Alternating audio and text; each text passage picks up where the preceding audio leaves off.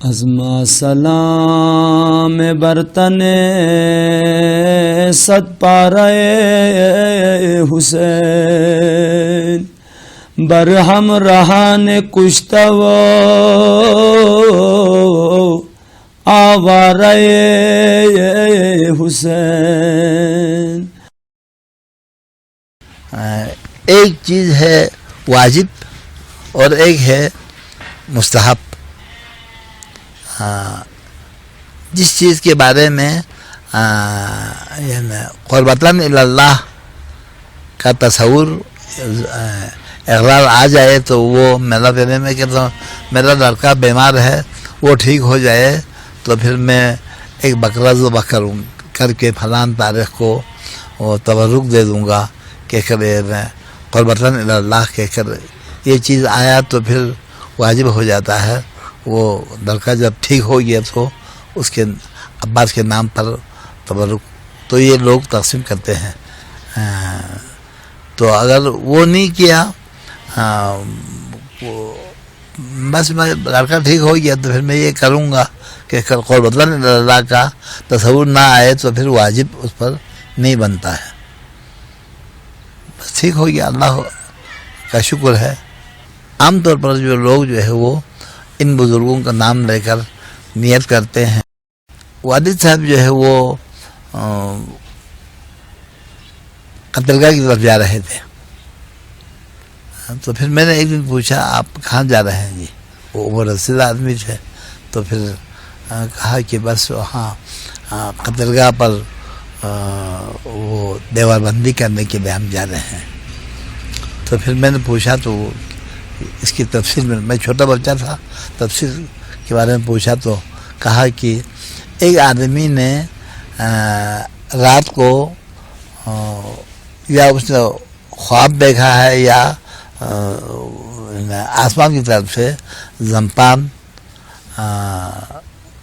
اترتے ہوئے دیکھا ہے. شیخ احمد صاحب جو ہے وہ کشمرہ میں رہتے تھے تو ان کو وہاں جا کر بتایا ہے میں نے رات کو اس طریقے پر زمپان اترتے ہوئے دیکھا ہے کہا. تو شیخ صاحب نے اور قدرگاہ کی یہی جگہ دکھایا ہے اسی قدرگاہ پر. تو شیخ صاحب نے کہا ہے چونکہ اس وقت اور علماء بہت کم تھے گاؤں کے جو بزرگ لوگ تھے جن کا لوگ کہنا مانتے تھے ان کو بلایا ہے اور کہا ہے کہ اس طریقے پر زمپان اترتے ہوئے دیکھا ہے لہذا اس جگہ کی حفاظت ہونی چاہیے. تو ابھی جو ہے وہ موجودہ قدرگاہ کی اس میں تعمیر اضافہ ہوا ہے یہ. تو شیخ صاحب نے کہا ہے کہ بس ادھر دیوار بندی کر لو. تو پھر اس وقت ٹریکٹر وغیرہ کا زمانہ نہیں تھا. لوگ آس پاس جگہوں سے پتھر لا کر گرمیوں میں کام کیا انہوں نے بزرگ لوگوں نے. تو پھر دیوار بندی کر دی. پھر شیخ صاحب نے کہا کہ یہاں عورتوں کے آنے جانے کے لیے الگ راستہ بناؤ اور مردوں کے لیے الگ.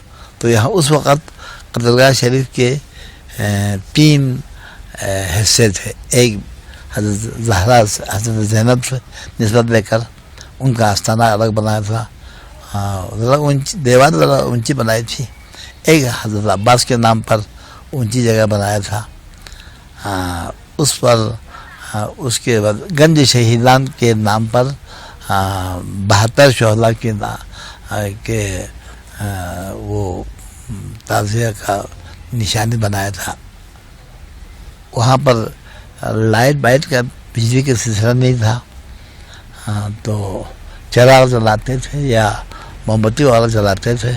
تو اس چراغ جلایا تو پھر اس کی یعنی کالک کو لوگ تبرک کے انداز میں عقیدے کے لحاظ سے کاغذ میں برتن میں وہ ڈال کر رکھتے تھے.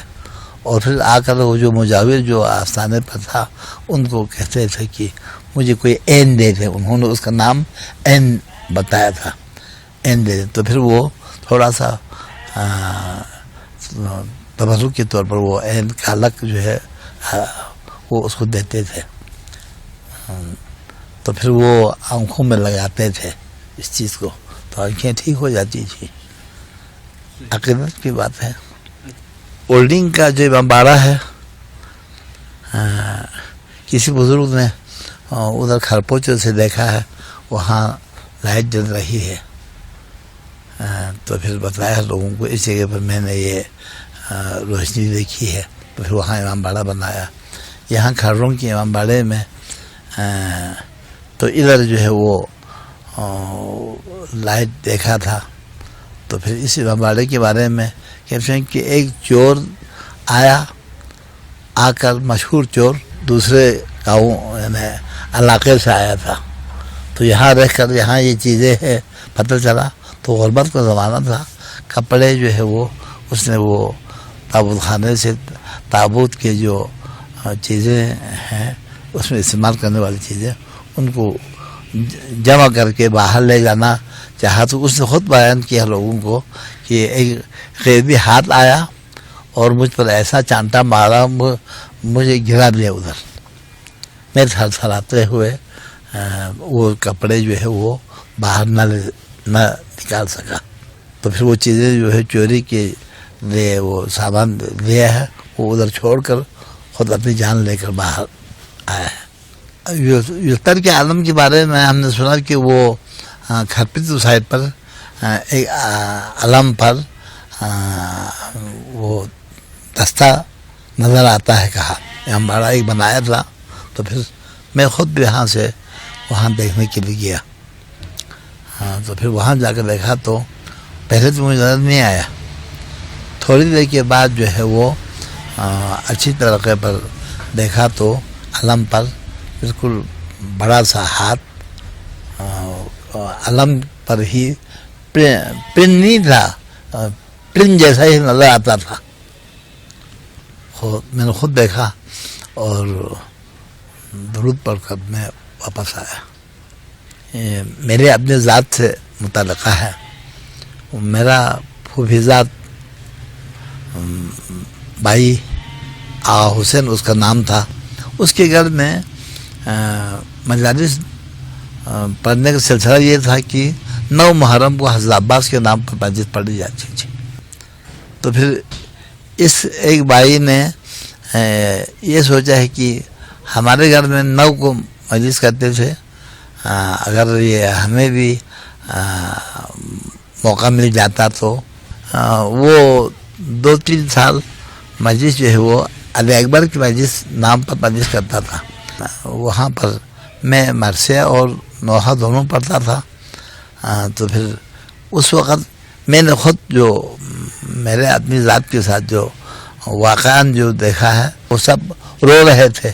ایک آدمی مرثیہ پڑھ رہا تھا. تو پھر لہٰذا اب مجھے مطلب یعنی کہ کیسی مجلس پڑھنی ہے، مرثیہ پڑھنا ہے، علمدار کا پڑھنا ہے یا علی اکبر کا. تو یہ اس شیخ میں پڑ گیا.